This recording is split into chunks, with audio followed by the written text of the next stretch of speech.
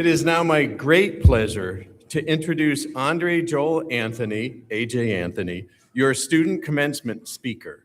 Coming to UMPI from Indianapolis, Indiana, Andre has distinguished himself as a dedicated scholar and leader, earning a place on the dean's list while balancing full-time leadership responsibilities, launching his own consulting company, and serving as a student leader, minister, and community advocate. Today, he graduates with a degree in business administration, and his journey has been guided by three simple words his father lived by: keep looking up. A charge that became both compass and conviction through the long days and long nights of his academic journey. Andre.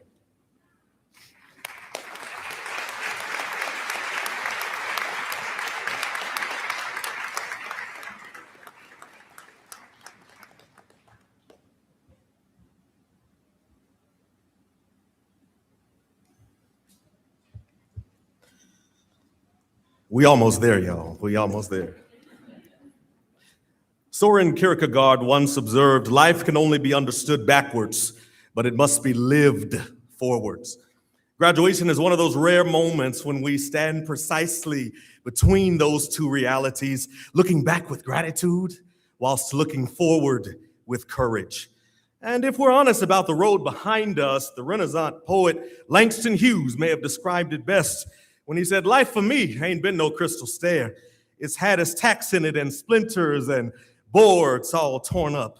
And yet, UMPI class, here we are, still climbing. To the president, faculty, families, friends, and to the indomitable class of 2026, we made it, y'all. We gather today beneath banners of accomplishment, degrees earned, deadlines defeated, discussion boards conquered at midnight, y'all. Papers perfected before sunrise. We navigated modules and metrics, strategy models, and statistical margins. We succeeded where structure was clear, yes. But commencement is not merely the celebration of completed assignments. No, it's the unveiling of uncalculated ones.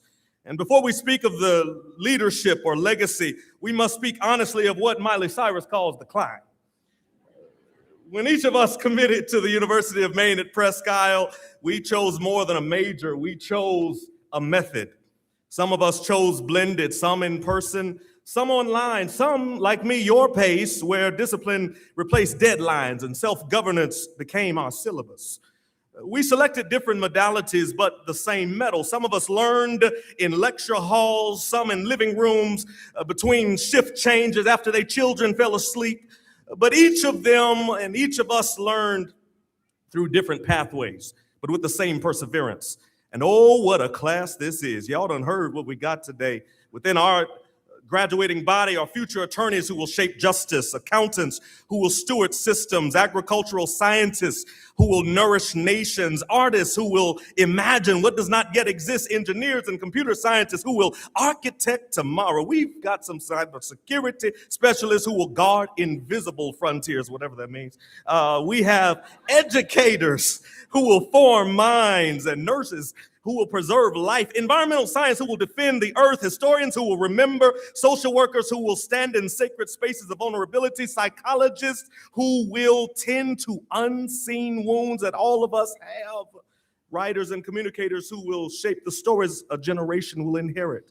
From liberal studies to lab technology, from math to mental health, from nursing to organizational leadership, associate, bachelor's, master's. We are not merely a graduating class. We are a living mosaic. Yet, no matter our discipline, each of us learned how to operate when the rubric was clear. We knew the expectations, we understood the evaluation, we mastered the measurable, but my dear professors, life offers no such criteria. For many of us, Langston Hughes' words are not simply poetry, they are biography. See, we know the challenges of tuition payments and tight budgets. We know the challenges of work shifts before lectures, of parenting and papers, of caregiving and case studies. Some studied online in the solidarity of silence. Some returned after many years away. Some carried invisible burdens while still carrying remarkable resolve. But whatever my lot, whatever our reality, we did not ascend polished marble. No, we climbed some unfinished wood. We've got some splinters along the way. And now we arrive at commencement, celebrating achievement while standing on the brink of ambiguity, because the unknown assignments, my friends, are coming. Those roles we didn't apply for, those trials we did not anticipate, the leadership moments we did not rehearse. And so we stand here credentialed and capable and commissioned. But the deeper question remains: who will we become when life assigns us a task without instructions? In this program, we were given rubrics, criteria, benchmarks, and expectations from day one. We knew how our work would be evaluated, but life offers no such documents. See, there will be seasons when clarity evaporates and when effort does not equal our outcome. There will be seasons when integrity costs more than compromise, when leadership requires courage long before it receives applause. See, we studied strategy, but we'll soon face sacrifice. We analyze systems, but we'll be tested in solitude, because the unknown assignments of life are not graded on GPA. They're graded and measured in what Dr. Martin Luther King Jr. described as the content of our character. How will we respond when success tempts arrogance? How will we endure when failure whispers finality? And how will we lead when convenience collides with conviction? That's the real curriculum of life.